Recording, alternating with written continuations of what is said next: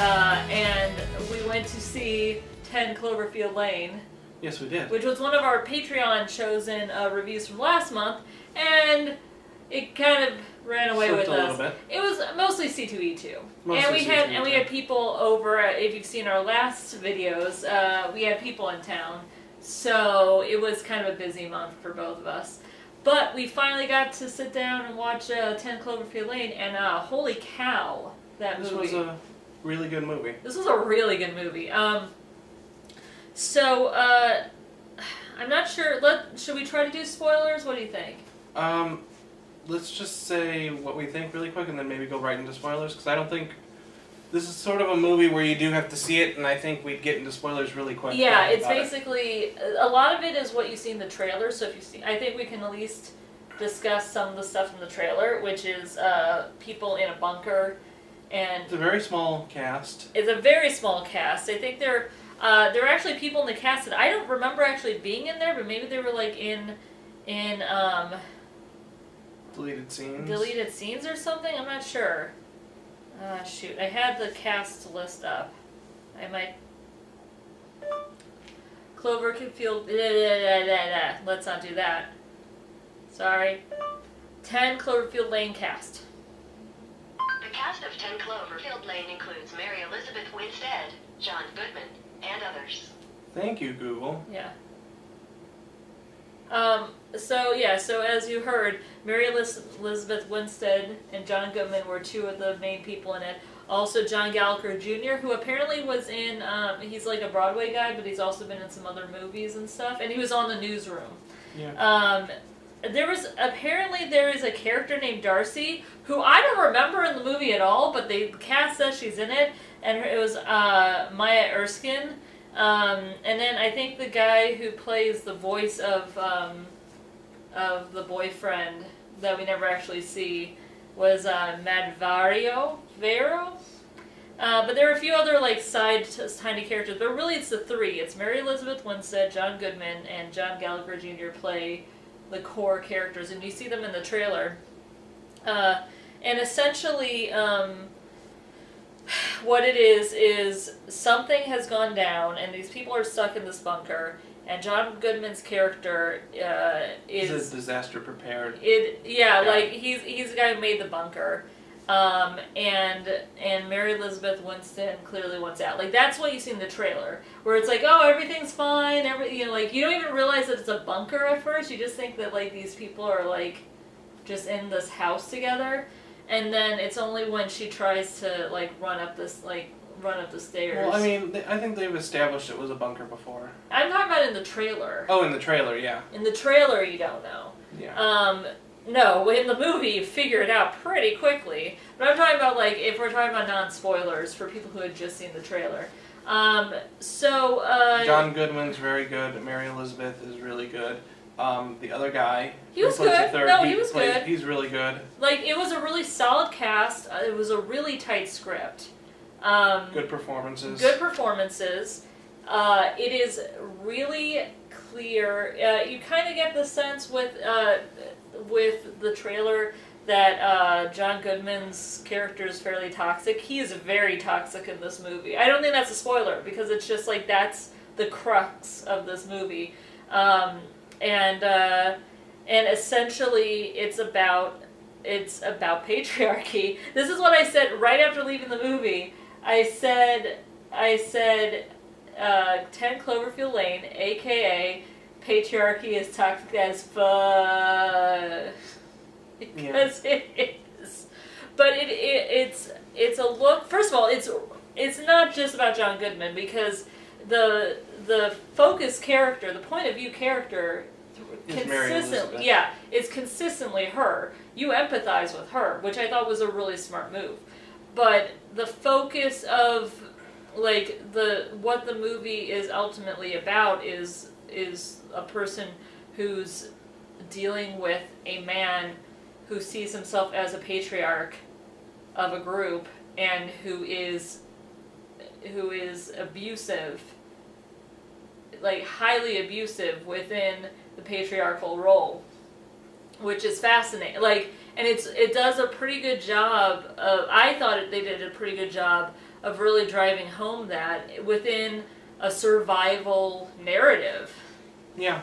Which I thought that was really fascinating, because you might have gone in thinking that we were getting a survival, like, safe house movie, which you do, but so much of it is about those characters and that guy and what he does. I don't know if I'd see it anytime soon, because it is an exhausting movie. It's really hard to tell how much time has passed, which one of the characters actually brings up. And so it feels like, even though, what was it, 90 minutes you said? Yeah, it was like, I think it's an hour 45. It was like an hour 45 minutes, which is not as long as, like, God, the last movie we saw was Batman versus Superman, which was extremely long, like, time-wise. This one, though, it feels like it's a weight on you, because it's so tense, and you don't have a good sense of how much time has passed, because the characters don't either. There's a little bit, I would say it's maybe close to 2 months. It's hard to tell, though. Yeah. You can't tell. The only thing you can tell is that some of them have injuries. So, like, for a few of them, like, one of them gets a bad cut, and the cut's almost healed by the end of the movie, that sort of thing. So you kind of have a sense, but they even say in the movie that they're not sure. Which is, I think, another telling point, is that this guy who sets himself up as their leader doesn't think to keep notice of that, to keep everyone sane. Mm-hmm. I think that's very telling. So I don't want to say too much more until we get to spoilers, but I thought it was done really well. I don't want to say much more until we get into spoilers. But I would definitely say go see it. Just a big heads up to people who have gone through, like, trauma, specifically, like, trauma dealing with abusive people in their lives, like verbally abusive, manipulative, physically abusive. This is a real tough watch. Like, it's very tense, and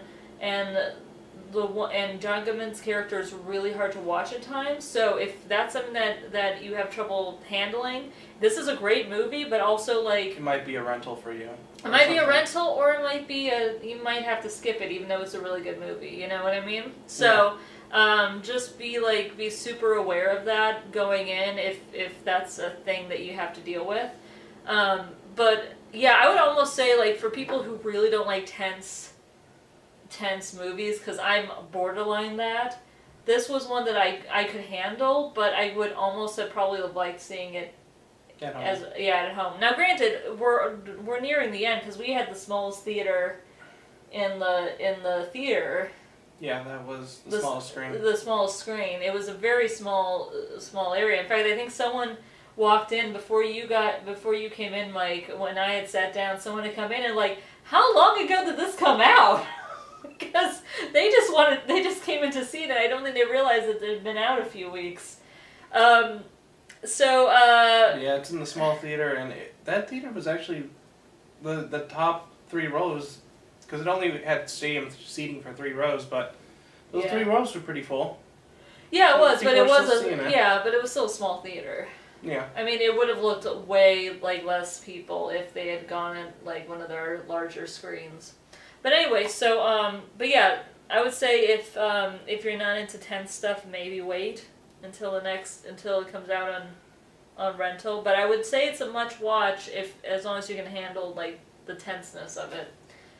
So with that, spoilers? Spoilers. All right, spoilers. There's going to be no break here. Just no fine. break. Just all right. So do. I think you gave them enough time. I gave them plenty of time. So yeah, usually we would actually be talking way more about the plot before, but it really does give away a lot. In fact, I feel like saying how toxic John Goodman was in the non-spoilers might have been pushing it too much. Yeah. But I was just like, but you have to talk about it a little bit. So, I mean, the interesting thing is I said on Twitter before we got in that, I'm going to the Cloverfield sequel. But it's not really a sequel. It's more of, it feels like they're doing, I'm not saying they're doing a trio of movies, but it feels like they're doing a trio of movies exploring the concept of aliens in very specific ways. Like it's, an alien. It's not so much an alien movie like Independence Day is an It's like alien movie. it counts like an alien attack because it does the last what, like 15-20 minutes of the movie, it just becomes an alien movie, even though you don't really have a sense of whether or not, like, if 10 Cloverfield Lane was not called didn't have Cloverfield in the name, and you went into this movie, you would not realize that it was about aliens until the very, very end. In fact, they're highly... I didn't even know the original Cloverfield was an alien invasion type of thing, space invader. You thought it was what, like Godzilla? Yeah, sort of like a monster from under the sea. See, coming up. I knew that they had placed like really subtle hints that it had been something that had crashed into the ocean. So I knew that going in, but yeah, Cloverfield was supposed to be like was an alien, but regardless, like if you would not realize it was a monster attack, that it was a monster problem, which makes it. I kind of wish that they hadn't called it that, and so when you're watching it, you think it could be because. They make it. I felt like it was way more like The Last Babylon, which is like it was a book, and I think it was made into a movie, but don't quote me on that. But it was a book that I read in high school that was specifically about like what would you do if you were in Middle America, and like an atomic bomb went off, like if that worst case scenario of the Cold War where like one country set off bombs and another country set off bombs and everything. So, that's what this reminded me of the most, and it definitely set you up. The characters are thinking that it's another country that attacked. Yeah. Like, that's their mindset. Mary Elizabeth Winstead is like, yeah, she completely thinks that she's really skeptical the whole time that this was... Here's the thing, like, she knows eventually something happened. She doesn't know what, but she knows she has to get out of the situation she's in because that's she just can't survive in it. Yeah, there's some. All right, so I feel like we need to go back. And talk about the plot.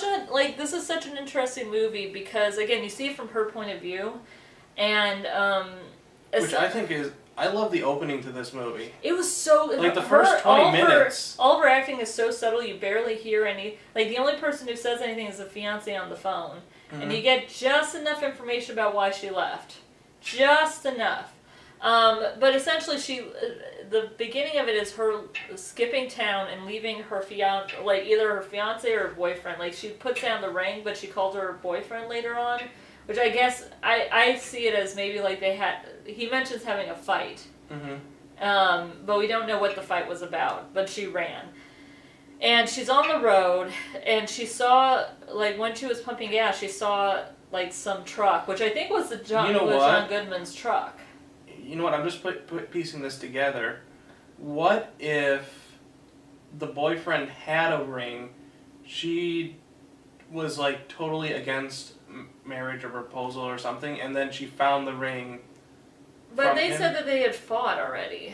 Yeah, but maybe they did fight. Yeah, maybe. I don't think it matters. And it doesn't matter at all. Someone actually suggested, I saw an article that was sent to me by a friend that went over some of the stuff that happened in the third act, but they actually suggested that possibly whatever their fight was about might have triggered her like memories, because she talks about having an abusive dad, so maybe whatever they fought about it triggered something and she ran. But she gets into an accident, and the next thing she knows, and this was right after hearing on the radio reports of some kind of blackout. It's clearly in 2015, I think. I think the movie said, because I saw the license. Yeah, of the car. Also, the sticker on the car was like... Also, she had like an iPhone. She had like a modern iPhone, so it's not like it was going to be in the Cloverfield movie. Like, it was very clearly supposed to be modern day. Either that or they just did not give a fuck about it being connected directly. But yes, something had happened, but she wasn't really paying attention because she just left her boyfriend. And her car crashes, and it's a really rough looking crash to the point where I was like, "Ooh, this made me uncomfortable." And the next thing she knows, she's woken up, but she's chained, like her leg is chained. Her leg is in a brace. She's chained by the leg brace to the wall, and it's like, and it's this stark.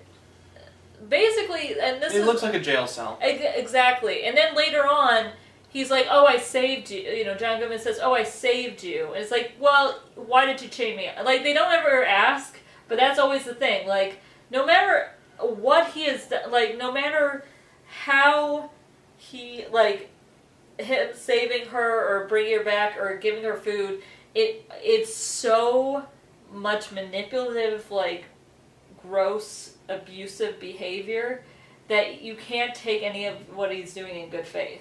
Mm-hmm. This is not good faith stuff. And especially later when you find out that he actually ran into her on purpose so that she crashed.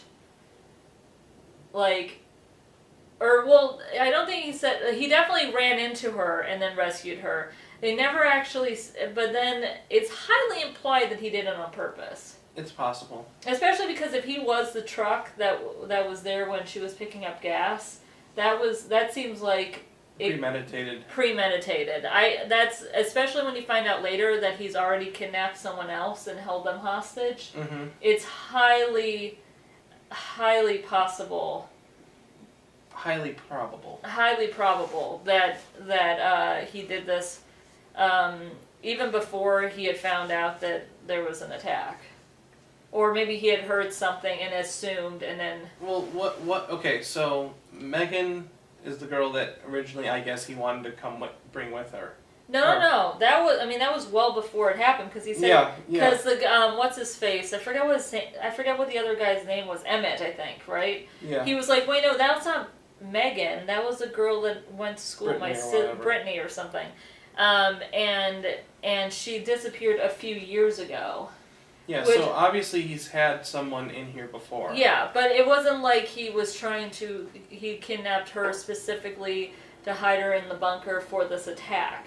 Mm-hmm. Which I think is the biggest thing, because it could have been so easy for the movie and for other people to go, well, he was protecting her, he had no choice. No, he clearly had a choice, because he had a choice with the other girl. This is clearly him just choosing to take people, you know? Yeah, it's probably more along the lines of he heard of the attack and then was like, he immediately went into plan, I need girl in my bunker. Something like that. And it's really creepy too that he doesn't let Emmett have a room. He's just like in the corner. Yeah, he's like in the food storage corner. Yeah, like you would think that he would let him sleep on the couch or something. Nope. He just gets the corner. There's a lot of really creepy, like, when you look at it, especially looking back, nothing he does is particularly, like, healthy. Everything he does is very manipulative. He does a lot of microaggressions and a lot of gaslighting mm-hmm. of both people in the bunker with him. Something else that article that I read pointed out is that when Emmett's just trying to be... Again, I think the interesting thing about Emmett is that he seems like a good-natured person. Mm-hmm. He's clearly not looking to be, like, romantically interested in... I didn't get that sense from her, or from him about her, but they clearly have a connection as far as just, like, surviving. Two people in a survivor situation. Yeah. They're connecting. And he's trying to be good-natured and kind friendly. of, like... Yeah, exactly. And she's clearly feeling more at ease with him, and John Goodman starts yelling at him about how you're encroaching on me. Well, no, but he specifically says stuff about her, what she's feeling. Yeah. Like, you're making her upset, and clearly he's not. But it was really interesting how he did that. There was a lot of, like, nothing about what John Goodman does is okay, basically. And it's interesting, too, that they allowed the, what was her name in the movie? Mary Elizabeth Winston's character. Michelle. They allow Michelle to be okay with her, basically with her abductor, because, like, that's how you survive. Like the idea that that she finally warms up to him for a little bit, and then before realizing that more things aren't okay, like and more things aren't adding up. Yeah, but that's normal for her to like for people who are in those positions that are dealing with verbally abusive people to frame it in their brains as, well, this is okay. Yeah. Like for me, that doesn't change anything about what he does. Yes. I find this movie fascinating. Like, I really do. It's a really interesting and well-written movie. It really is. And I like the fact, again, it was funny because before I saw the movie, someone on Twitter had said that they thought that the movie was sympathizing too much with John Goodman, or that it made it okay. Or that, oh, he was right, we didn't listen, or whatever. Yeah, because there are things that John Goodman's character, granted, like, kind of, like, he mentions the possibility of aliens.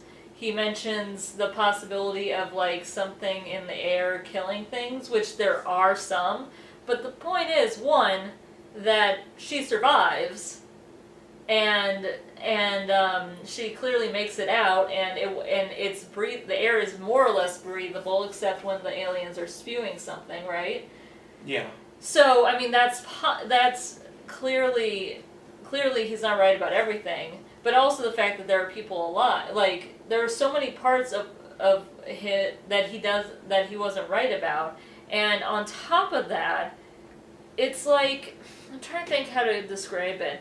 I mean, essentially, him not listening to them, even if he was completely right, and it was the Russians or one of the Koreans, or whether they were like South Korea, you mean North Korea, the bad ones, crazy one. It's just like, oh great, oh you poor high school diploma person, because they bring up the fact that he decided never to go to college because he was afraid of failing. This is the guy, what's his name? Emmett. Yeah, the younger guy. But Howard Emmett. So let's say that that Howard, John Goodman's character, was completely right. He was still incredibly abusive to both people in that bunker. He was still really creepy. He was still like super patriarchy, like everything about what he did, down to the very first moment of him strapping the chain onto her leg while she was asleep, is incredibly gross, and you know what I mean? So yeah. Even if he was right about all the other stuff, everything he did was really messed up. Yeah, he's a crazy person. Yeah. But I mean, but beyond that, it was... And this is what I said walking out, even a broken clock is right twice a day. Yeah, exactly. And John Goodman's character is really broken, really crazy, and not... His brain is not functioning. But I mean, properly. It's also obviously, again, I don't want to say oh, he's mentally ill, because it really comes down to him being that doesn't necessarily. No, it's not that he's mentally ill. It's more like he's just abusive, abusive and manipulative and a creep. But there's that's still that's not right. Yeah, he's crazy in the head. So yeah, I find this really interesting, and I think that I feel like there's a case to say that the movie did a good job of framing this all in a way that doesn't make anything that John Goodman's character, what he does, okay. Specifically because Mary Elizabeth Winstead's character survives and I actually really like the ending. I get why some people were like, oh, it's a weird tonal shift. But again, that article, I think it might have been from Vice. I want to say Vice. Verge, thank you. From The Verge, pointed out that in the metaphor of this being about emotional and abuse and manipulativeness and verbal abuse and everything. Toxicity. Yeah, toxic patriarchy, but specifically abusive relationships in all their forms, and familial and and everything.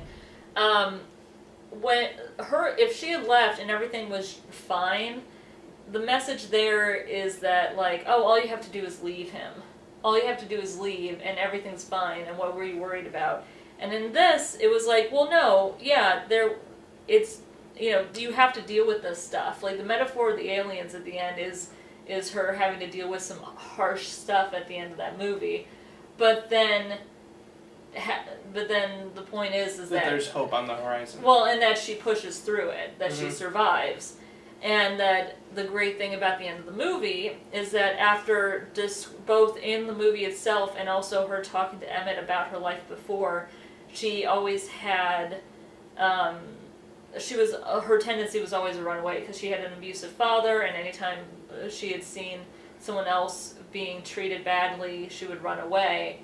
And so when, at the very end of the movie, when she hears the car radio say that they need people with medical expertise and combat skills or fighting skills to go to Texas, she goes instead of running away. Yeah, I thought on the radio maybe they said that there were survivor camps in Baton Rouge, but they needed assistance and people in Houston. And so she chooses Where are they to go to at? Houston. Where are they supposed to be at? Somewhere in Texas, I'm guessing. Somewhere, I'm guessing south Mississippi-ish. Okay. Maybe like Texas somewhere. I think that they showed the address, like the legitimate address, like the address including this town and state. But I don't remember, because they showed... One of the things I know you're talking about with the title is, I wonder, like, if you just left this as a different title, not 10 Cloverfield Lane, but gave it a different title, like not related with Cloverfield. Yeah. And then at the end of the movie, they show the mailbox still with the 10 Cloverfield Lane on it as a subtle drop that, oh, this is part of that universe. Yeah. That's what I was saying. Yeah. I wonder if that might have been better, but then you wouldn't get the name recognition with Cloverfield. And so I wonder if they were worried that they wouldn't get as big of an audience for it. I feel like this was still a pretty small movie, you know what I mean? I don't know how well it did at the box office, even though I've heard really good praise for it. Yeah, I've heard a lot of good praise for it, but not a lot of... Yeah, but I feel like that's one of those things where it's like, it would have been real interesting. And again, I don't think it's necessarily in this universe. It feels like the second of a trio of similarly themed movies that just happen to have the word Cloverfield in it. Yeah. You know what I mean? Which is kind of interesting, and it's a very nuanced, artsy film thing to do, to have just like a trio of themed films. Yeah. So I hope that they make a third movie that kind of explores another version of events. Yeah, because it's not the same. Like, they're not the same aliens. They're very different. Well, it could be that, you know, the first thing was supposed to be a thing that just wipes out the planet or something, and then they're like, well, that didn't work, so here's an invasion force. I think they said that it was... I think the filmmakers have said that you're supposed to, like, think of them as sister stories, but not necessarily. Like, it's ambiguous whether or not they're in the actual same universe. So we'll see. Yeah. So I think we talked about John Goodman's character. Mary Elizabeth Winstead. I want to see her in more action movies. You want to know what she was in, right? What? She was Ramona Flowers. Oh yeah, yeah. Okay, I didn't know if you knew. I want to see her in more action movies. I know. Well, she was also in. What was that Alien movie? And it was the remake / prequel for a really famous one. It was in the Arctic. We saw it together. The Thing, yeah. It was the Thing prequel that we saw. Mm-hmm. Which she did okay. I mean, she was fine. She was very serviceable as an actress in that movie. But in this one, she's like, I think I'm not the first person to describe it as this, but she feels like a nod to Ripley. Mm-hmm. It's very, and not just like, this reminds me of Alien so much, not just because there are aliens in the movie, but because of like the closed space stuff and the quiet choice, like the quiet action scenes, or the quiet action moments, I should say, like the actual like quiet where there's a lot of the duck scene. Oh yeah, the duck scene. And that comes back. Oh man, I could not look at that when Yeah. when the knives are like, nope, Yeah. nope, we're not gonna look at that now. I'm not gonna I do really it. thought they might go through and, like, because John Goodman stabbing through the thing, I really thought they were going to do he stabs the suit. Yeah, I wondered that too. And then he was going to puncture it. Yeah, but that suit, like, that probably shouldn't have worked. But I like the fact that she tried so much stuff. Like her being really, like, processing and trying to come up with different ideas on how to. She does so much in those first, like, before she even speaks. I think it takes a long time. Like, I think the first thing she says is when John Goodman actually goes into the Cell and talks to her. So there's like a good 20-30 minutes of this movie between her leaving her apartment and then the drive. And then the accident, and then waking up, and then trying to get her stuff, and getting to and like desperately trying to get to her phone, and the phone being out of service, and then her trying, like, all this stuff that she does. Mm-hmm. There's so much good acting. Like, she does such a good job in this movie. Yeah, I'm super impressed. Yeah, that first 20 minutes is really good.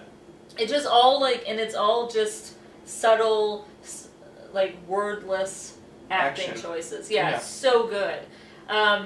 Yeah, I want to see her in lots of other stuff too. And again, like, some of it is a little unbelievable, like with her car crashing at the end when the alien drops her. I was like, oh, she's dead. Like, there's no way she can survive. And then she wakes up and she's still, like, able, like, she doesn't. And it's like 2 minutes later. She didn't go unconscious or anything. I'm like, okay. Your car was just dropped 20 feet. That's pretty rough. Not as rough as, I mean, granted, we've seen the Mission Impossible movies that did that exact same thing, but, like, from twice as high. Yeah. So, like, whatever, okay. And then there was another, like, there are a few parts where when she's escaping the bunker, and there's that acid stuff, and she's trying to, like, she's jumping over tables and stuff, and, like wall kicking, I feel like she wall kicked. And I'm like, this seems a little, like, what training does she have that she can like nimbly, Spider-Man. That she can Spider-Man down the walls and stuff. Oh man, once he brought in that whole plot point with the acid thing, I was just like, do not want.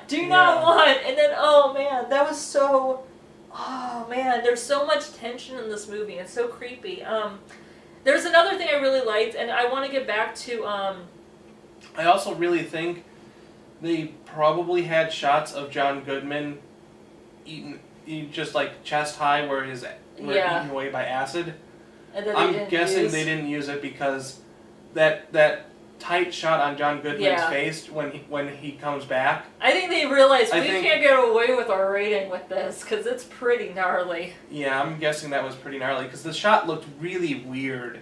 Yeah. When it was tight on John Goodman's face. Yeah, I kind of didn't look because that stuff freaks me out. Oh man, I was really expecting him to just dunk Emmett in when. Oh, but yeah, this is what I want to talk about. So they're making the two younger people, when they realize that John Goodman clearly kidnapped someone and murdered them in this bunker before the attack 2 years ago. Well, before the attack, like, it had to have 2 happened years before. ago. At least 2. I think they said at least 2 years ago. Well before. What I do like about it too is that, again, I feel like Emmett is supposed to be just a good-natured person who, and I like the fact that he immediately, like, believes her. Like, he doesn't go like, no, that can't be right. Like, he does a little bit, but once he sees evidence, he goes like, oh yeah, that makes total sense, and this is crazy, and we should get out of here. That's her earring, and that earring is bloody. What happened? Yeah, and you know that this was a girl in your sister's class and not his daughter, and like, this is really gross, and this is really messed up. That was like the biggest surprise when I was like, that's not Megan. I was like, oh shit, oh shit. So, seriously, like, this movie has so many good parts to it. But yeah, so they construct this suit, which again, probably shouldn't work, Like, it's a hazmat suit, they kind of want it, but, like, they're so desperate to get out, I kind of like, you know what, no, that's fine. And she was a designer or whatever, and they're gonna duct tape the shit out of this, and it probably shouldn't work, but, like, okay, whatever. It's such a goofy looking thing, too. It has a duck on it. Yeah. But John Goodman figures out what they've done. Or at least figures out that they're doing something. They're up to something. They're up to something. So he brings out this, like, in this manipulative, gross, abusive way, totally, clearly, very threatening. Takes out this stuff of, corrosive, toxic waste, and says, I know what you've been doing, drops the scissors in, and goes, this will just, burn you through the bone. So who wants to tell me what's going on? And so this is what I like, though. So the guy, again, Emmett, takes the fall, takes the rap, and says, I was trying to get your gun to make another weapon, which is, again, the stupidest sound. I'm like, you couldn't have come up with any other... But he says, so that I can make myself look good to her. Because, and the great thing about this is that he knew it would be believable because John Goodman's character, that's all he thinks about is, that dynamic makes sense to him. The idea of them escaping, you know what I mean? It's believable because John Goodman thinks that way. Mm-hmm. But the other thing too, in this one, I feel like it's a little on the nose and a little they were a little too obvious with it. But I think it does say a lot. Is when they're playing. I don't know if it was Password. I think it was Password. But Emmett was going. It was the clue was Little Women or the answer was Little Women, and they got little, and he says to Goodman, oh, Michelle is one. And he keeps going, girl, little girl, little girl, lady, young lady, little young lady. And it's no, it's women, Little Women, the book. Mm-hmm. It's you need a better clue. Because, of course, in his mind, he doesn't see her as a full adult. He sees her as a little girl, which is creepy as hell. Yeah, and it's another creepy thing that after he has killed Emmett, he then, all of a sudden, clean shaven, polo shirt, and ice cream, and it's creepy as fuck. Also, he holds her right after and goes, shh, I'm taking care of everything. He can't hurt you now. It's so creepy. And it's so, this is such a good character study on manipulative men in patriarchal roles. Mm-hmm.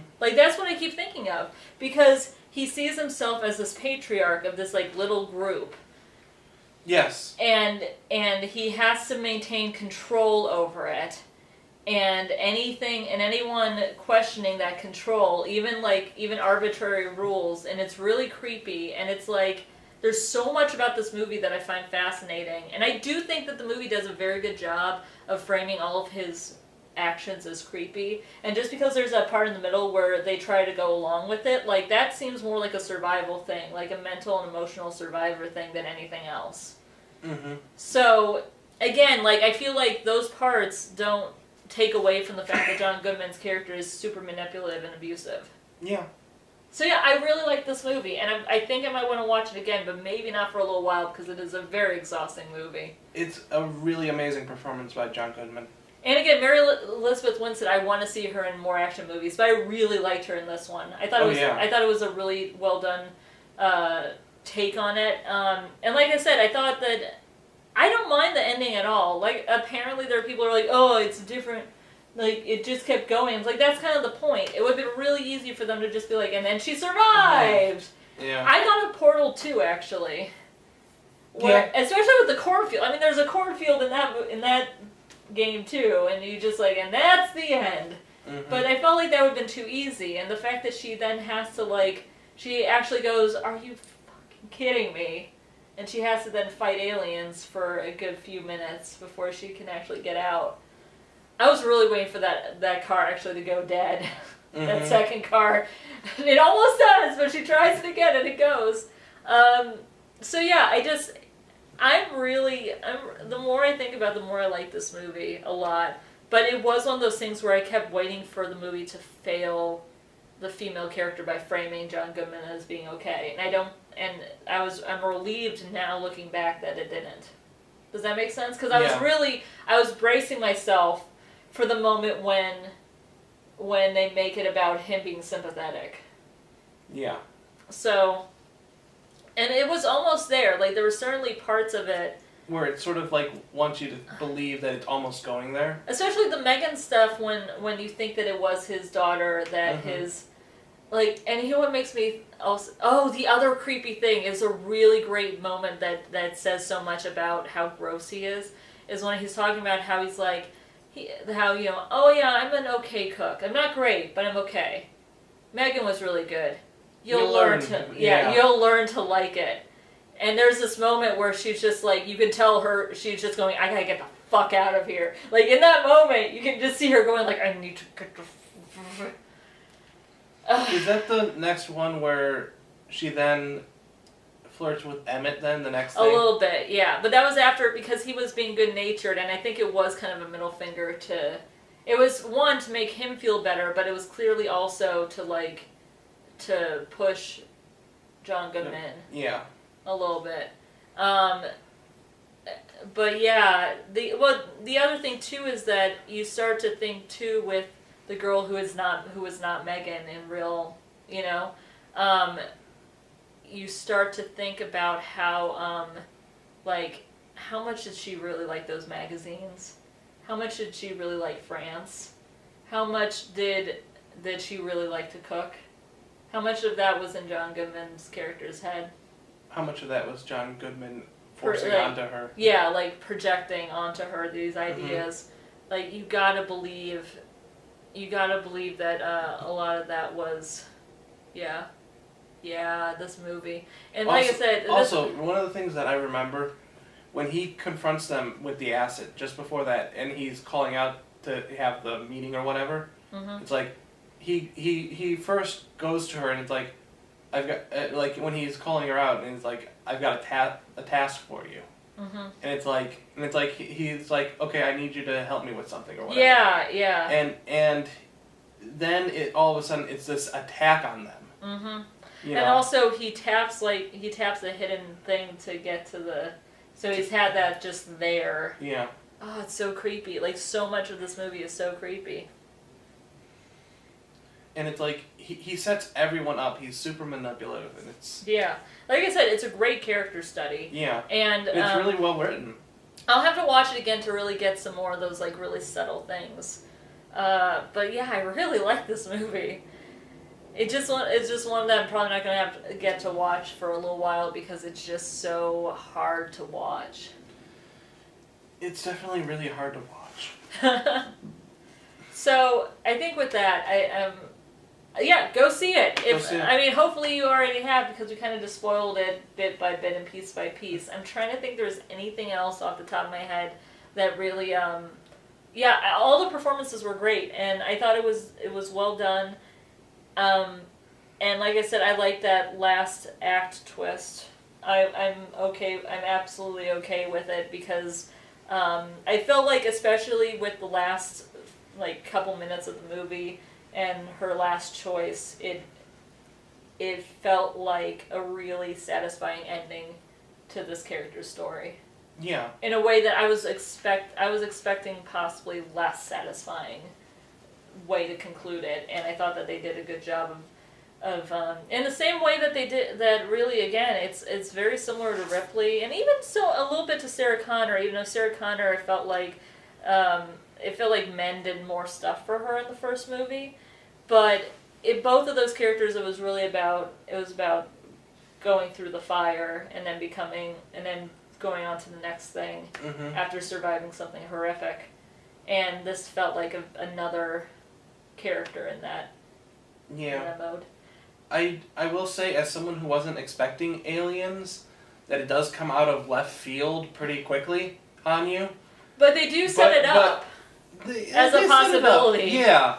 But like, you're not thinking it's a possibility. I was sort of really thinking it was going to be Cloverfield monsters rampaging across the Yeah, sky. but for me, because like I've always thought of the Cloverfield monster as an alien, like invasion movie. Well, yeah. I always thought of it as like an alien that fell to Earth and it was a monster and wasn't trying to hurt people, but was just angry and freaked out. Mm-hmm. Like, you know, if you dropped a wild animal in the middle of, you know, You dropped the tiger on Mars. okay. I'm pretty sure it would die, but okay. A livable Mars. A livable Mars. With Martians on it. And it was giant. Yeah, And giant then tiger. like all of its lice came down and started eating people too. Yes. Yeah, no, I always thought of it as that. So I thought that there was going to be like another, you know, not necessarily invading alien, but like a monster alien that came down again. Yeah, I thought it would be monsters rampaging across So the sky. when it ended up, and then I was like, oh, so is there a hovercraft? Oh no, it's a spaceship. Right, that's a spaceship. We're going aliens. I like that when she realizes it along with the audience, and she's just like, oh mother, like she's so frustrated with her life, and we're like she's not allowed to have any Breaks. any peace. Yeah. Again, I really liked it. It was really good. All the performances were great. Definitely try to at least check it out as a rental or maybe as a matinee at this point. Like, Yeah, you see can it for matinee cheap. So with that, we'll see you guys next time, right? Yeah. Katie and Mike, justplainsomething.com, and we'll see you later. Bye, everybody. Bye!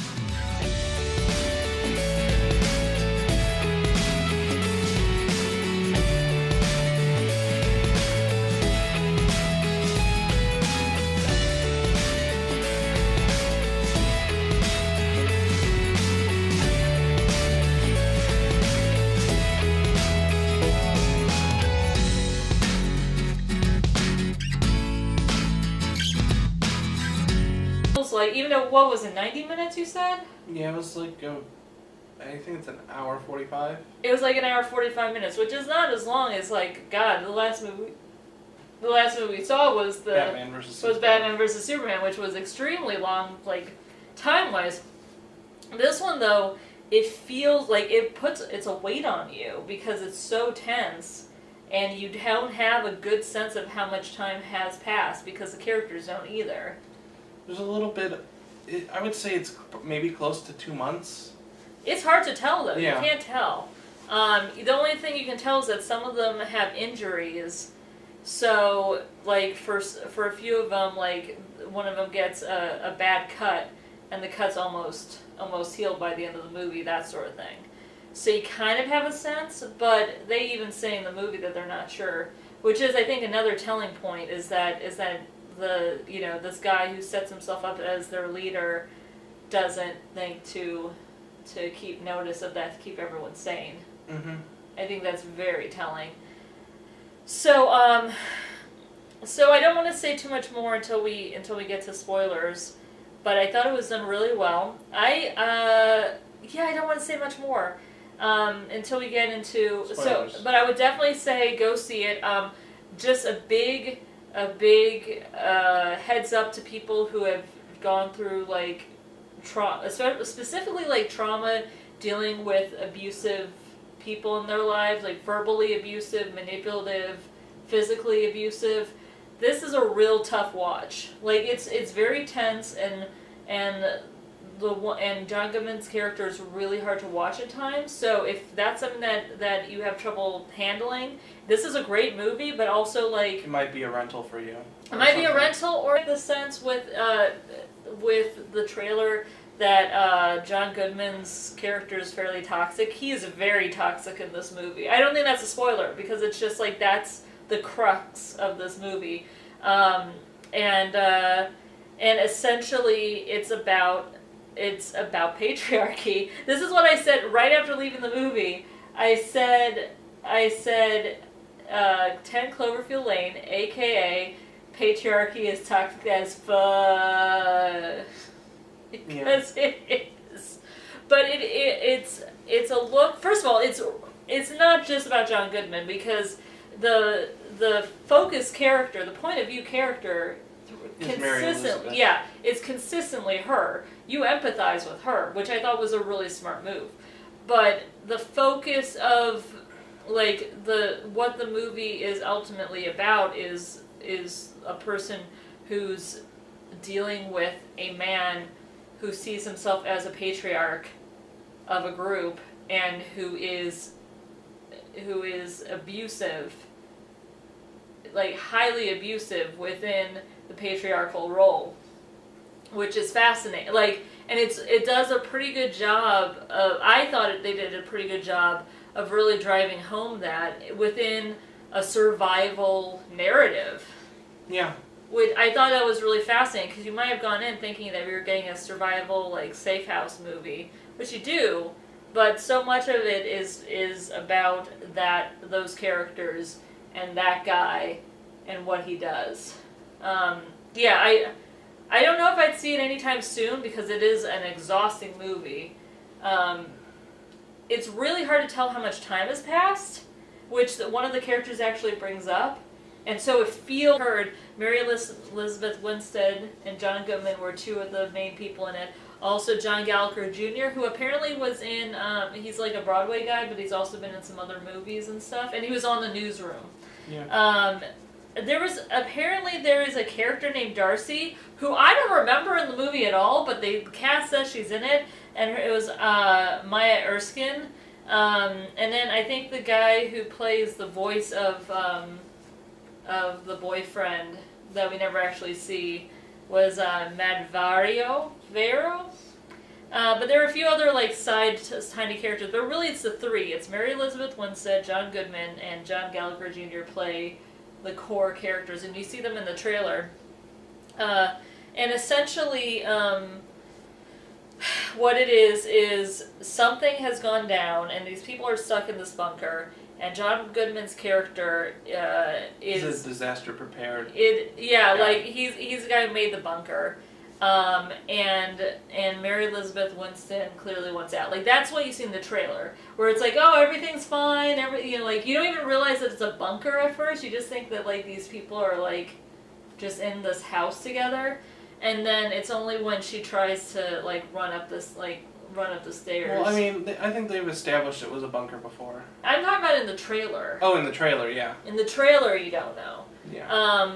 No, in the movie, you figure it out pretty quickly. But I'm talking about, if we're talking about non-spoilers for people who had just seen the trailer. John Goodman's very good. Mary Elizabeth is really good. The other guy... He was good. He was good. He's really good. It was a really solid cast. It was a really tight script. Good performances. It is really clear. You kind of get you might have to skip it, even though it's a really good movie. You know what I mean? So just be super aware of that going in, if that's a thing that you have to deal with. But yeah, I would almost say for people who really don't like tense movies, because I'm borderline that. This was one that I could handle, but I would almost have probably liked seeing it at home. At home. Now, granted, we're nearing the end, because we had the smallest theater in the theater. Yeah, that was the smallest screen. The smallest screen. It was a very small area. In fact, I think someone walked in before you came in, Mike. When I had sat down, someone had come in and how long ago did this come out? Because they just came in to see it, and I don't think they realized that it had been out a few weeks. Yeah, it's in the small theater, and that theater was actually the top 3 rows, because it only had stadium seating for 3 rows, but those 3 rows were pretty full. Yeah, it was, but it was but it was still a small theater. Yeah. I mean, it would have looked way less people if they had gone in one of their larger screens. But anyway, but yeah, I would say if you're not into tense stuff, maybe wait until it comes out on rental. But I would say it's a much watch as long as you can handle the tenseness of it. So with that, spoilers? Spoilers. All right, spoilers. There's going to be no break here. Just no break. Just all right. So do do do do do do do do do do. I think you gave them enough time. I gave them plenty of time. So yeah, usually we would actually be talking way more about the plot before, but it really does give away a lot. In fact, I feel like saying how toxic John Goodman was in the non-spoilers might have been pushing it too Too much. much.